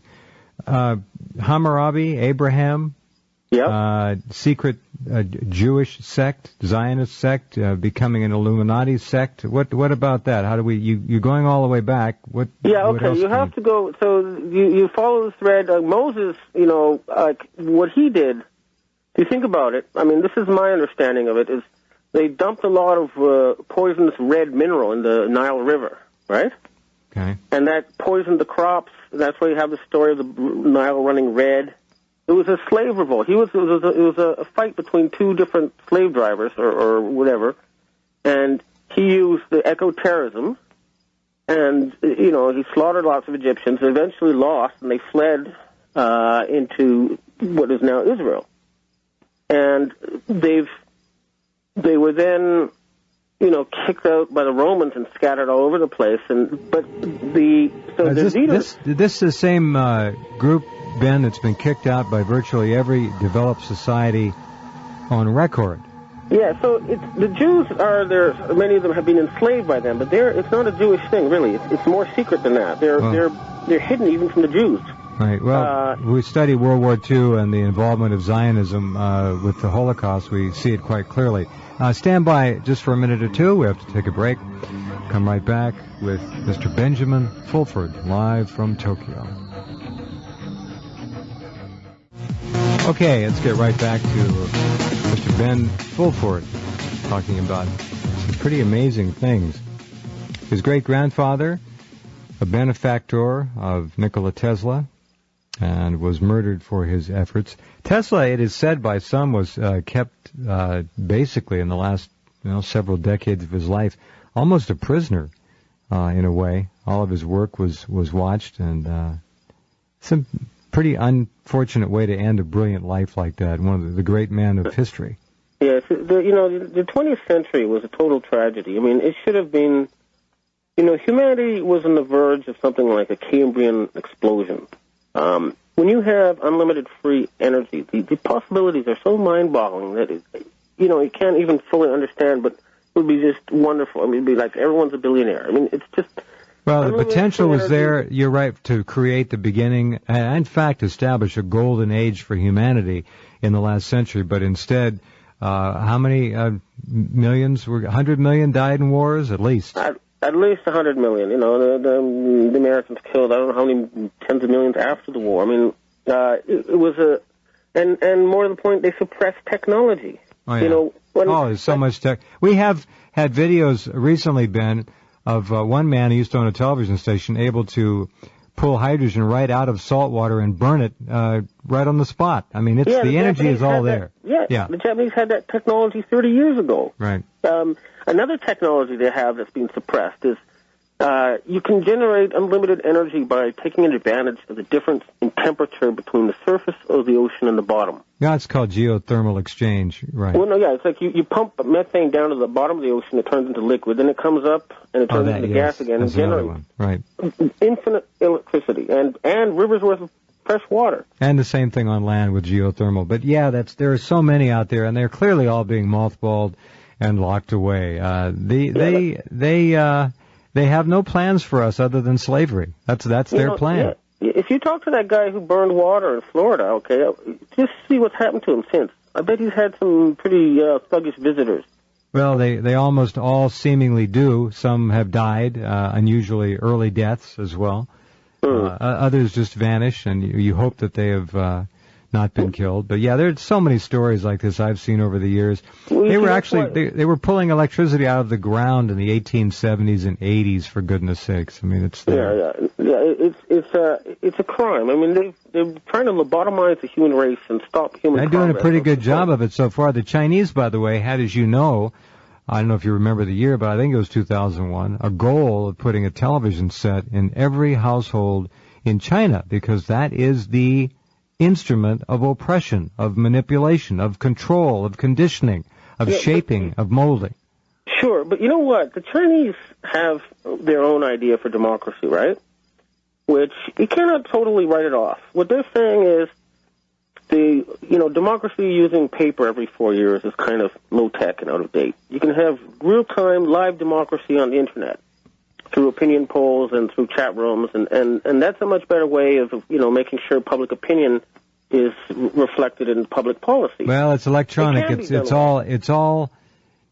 It's all something that can be manipulated if it's electronic. But you raise a good point, and if it were somehow to be guaranteed to be legitimate, it would be fascinating. Let me ask you a question. What do you and your backers think of Vladimir Putin and Russia standing tall against the Rothschilds over the issue of the missiles in Europe and other East-West problems? They've refused now to extradite the Russian businessman who the British and Berezovsky and the Rothschilds say was the murderer of Litvinenko with polonium-210. They won't extradite the man. So there's really some very, very big power dynamics at work with respect to Russia and their new technology, and Vladimir Putin, who is supposed to leave office next year, although many Russians would prefer he stay, I'd suggest. But what do you think of him? Well, I think what he's done is great. I mean, he kicked out Berezovsky, who by the way, my friend and the former Forbes Moscow bureau chief was shot 10 times in Russia, taken to the hospital, and he died in the elevator. The elevator stopped, and he was stuck for 8 minutes, and that's where he died. And he was investigating Berezovsky before he died. Now, we don't know if Berezovsky did it, but I suspect it. But these were all Rockefeller Rothschild proxies. Berezovsky, Khodorkovsky, and Yezlev. And by kicking them out, he freed Russia. And this is a huge setback for them. There was a Japanese politician by the name of Koki Ishii who married a Russian woman and was close with the Russian government. He was stabbed through the heart with a sword in front of his house. But before he died, he was given a manuscript by Putin's former boss in the KGB. And he wanted it translated into Japanese, to let people know what happened, in Russia, how they freed them from these Illuminati. And although the book hasn't been translated yet into Japanese, his daughter Tanya, conveyed the gist of it to me. And so I know that Putin is not an Illuminati agent. And we will be making contact with Putin, later, and maybe he'll hear through this that he has a 6 million man secret army that was willing to ally itself with him to put an end to this madness. Well, quite clearly, the Rothschilds and the Illuminati view Russia as the prize that got away, and they want it back. I think the ejection of the oligarchs that you've touched on, that I've touched on and described in great detail with guests on this program for a long time now, is one of the most important geopolitical, social, cultural, national issues of maybe of our times. I mean, this is a monumental change, what happened in Russia.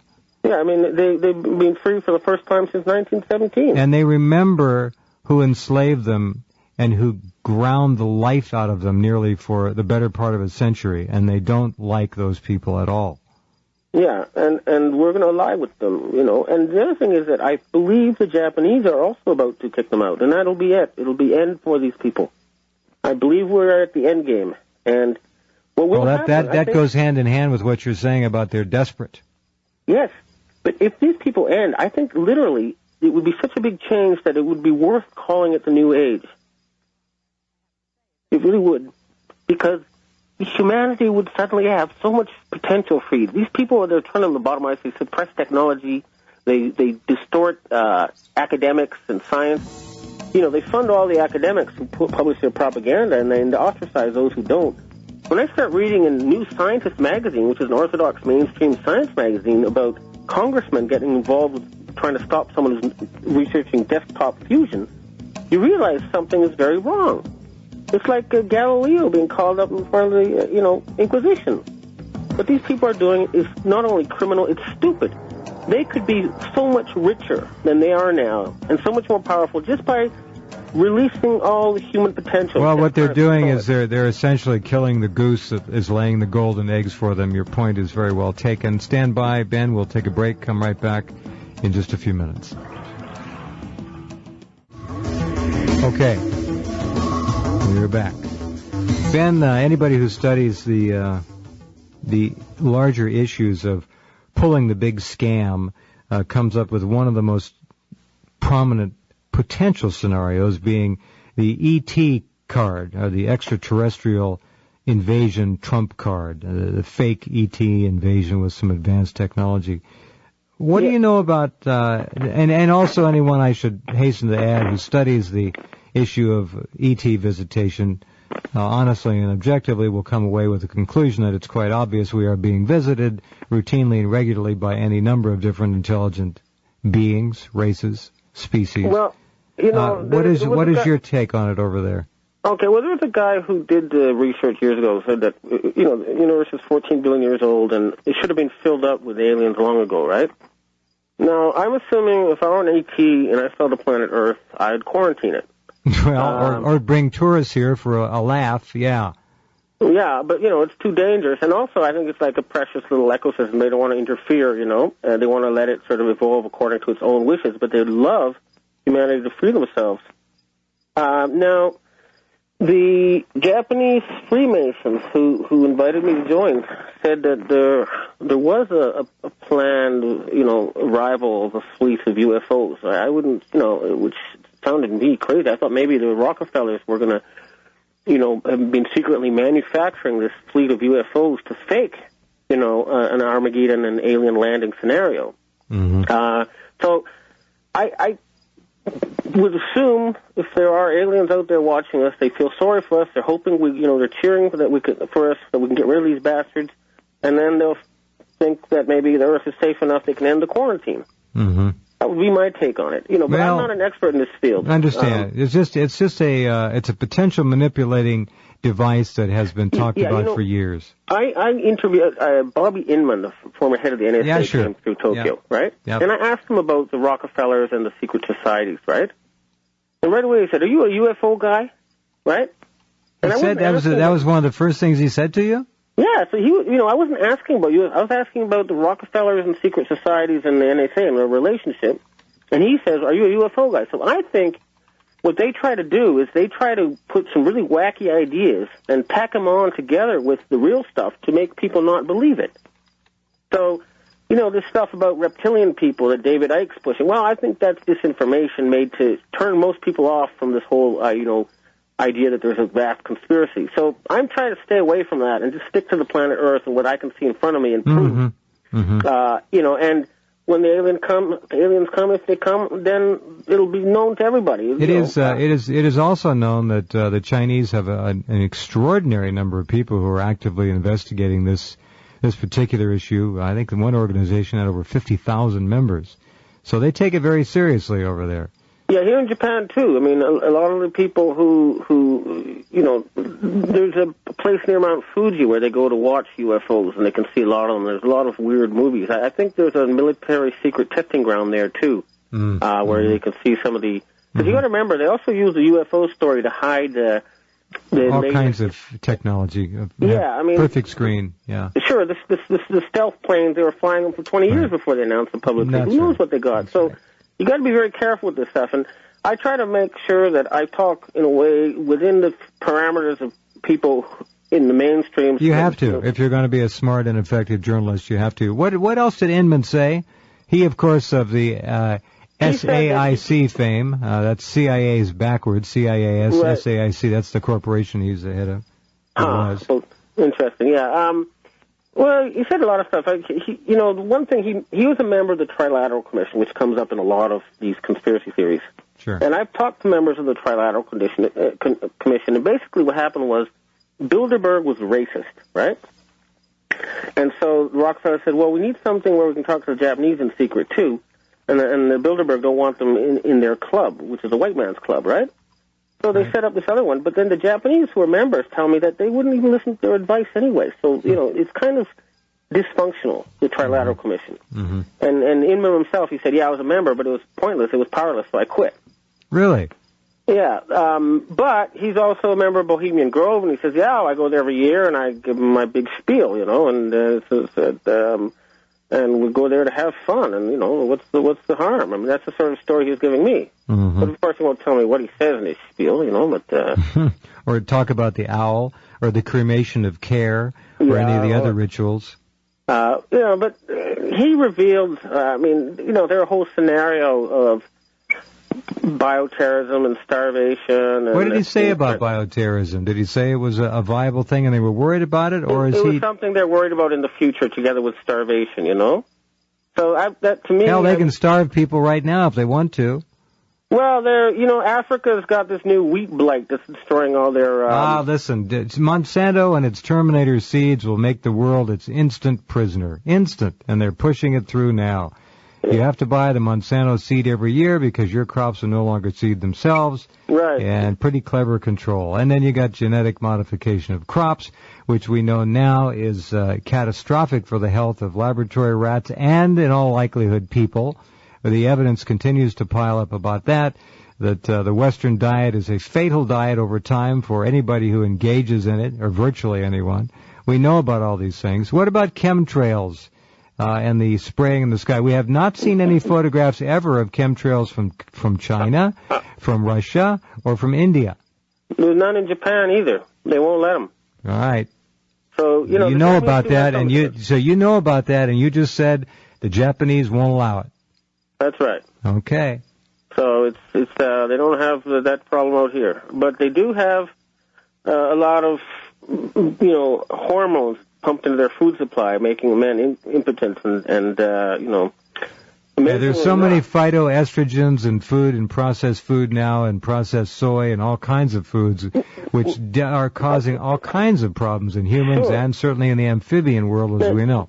Yeah, you've heard the story about Orientals having small, whatchamacalls. Well, they put something in the makeup the woman wore here, which leads the children to be born, the male children, with small genitalia. Really? But they've been actually trying to emasculate these people, filling in their system with female hormones. Well, it's said that they won't need the act of sex to procreate in the near future anyhow. They'll just grow it in a laboratory or whatever they want.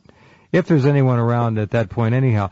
So without your people being able to pull off their ultimatum, I'm not saying they can or can't, I'm saying without that happening, it would seem that the planet is in store for a hell of a population reduction, continued environmental rape, pillage, plunder, and looting, and a potential complete collapse of the Earth's ecosystems. Yes, I mean that's what these people are doing. I mean they are they think they're environmentalists, and the way they want to preserve the environment is by getting rid of excess people and creating wilderness zones. Well, that's what Prince Philip said if he could come back and reincarnate as something. You know the story. Yeah. Well, these people are very high. Maybe I'll send you later. I have a kind of flow chart of the Illuminati power structure. But just to get back to that whole thing, I mean. Of the people, once they were spread around by the Romans, the secret society, they had useful skills. I mean, emperors loved to build monuments, and these people are monument builders. And they were good at accounting, right? Controlling the finances. So wherever they went, they made themselves friendly with kings. And so their influence is everywhere, and they have this secret society. Again, this has nothing to do with the Jews. It's a separate thing. It's a secret satanic society whose members are who are atheists. Arch-atheists. Yeah, and they got control of some people in Central Asia called the Khazars, right? I know, and they adopted Judaism in the 9th century. I know the story. Yeah, and they were attacked by the Mongols and the Russians, and their elite fled with the treasure. Part of them fled into Europe. China? And the rest went to Europe. They split, pretty much, Yeah, and the ones that went to Europe eventually intermarried with the royal families, and they got their big break when they started financing all the royal families against Napoleon. And they've since basically intermarried with all the old aristocracy, and there's this group of interbred families. And that is the Illuminati. And their number one man is David Rockefeller. Their 2 and 3 are Philip Rothschild and J. Rockefeller. Just remember those 3 names at the very least. And don't forget Lord Carrington out there in England. But we all know who they are. That's the thing about them. We have just 2 minutes. What is the role of the Catholic Church in all this, if any? I believe the Catholic Church has been fighting them. I went to Jesuit University. These guys wore second-hand clothing, and they live in shabby apartments. Mm-hmm. The Freemasons I've met all have huge fortunes and live like pigs, and that tells me a lot. I think the Catholic Church has been fighting them, and I think they'll be an important ally with Russia. Well, I don't know. It's interesting to see them talking about Tony Blair's formal conversion to Catholicism, and the Pope going to name him to be the papal envoy for peace in Jerusalem. If there's any truth to that story, which was all widely circulated, that's getting pretty weird. Yeah, well, the Roman Catholic Church is a huge organization with many factions. I'm sure they're heavily infiltrated, but I do not believe that the entire institution is corrupted. But I don't know. I'm not a Catholic. My parents are atheists. I'm agnostic. I'm not agnostic. I believe God is too big to fit into any particular religion. Well, you bet. I'll second that. We're just about out of time, Ben. Anything you want to leave us with this visit tonight? Yeah, just remember, these people are for real, and just remember, get the eye. That's the secret. Grab the eye, and humanity will be freed. That's the message. All right. Thank you very much, Ben Fulford, for being here. Look forward to another conversation. If I can help you, let me know. All right, thanks. It's been a great honor. Okay, thank you, sir. Right. Good night. Bye. Benjamin Fulford, live from Tokyo. There's a conversation to remember. Do read Henry Macro, PhD's article at Rense.com. Just think about it. As I often say, there is a lot to think about. And that is certainly something unique and something I've not heard before. And I, again, think it merits revisiting that probably more than a few of you out there are saying, wouldn't that be nice if everything could change with no one having to die? Okay, we'll be back in 21 hours.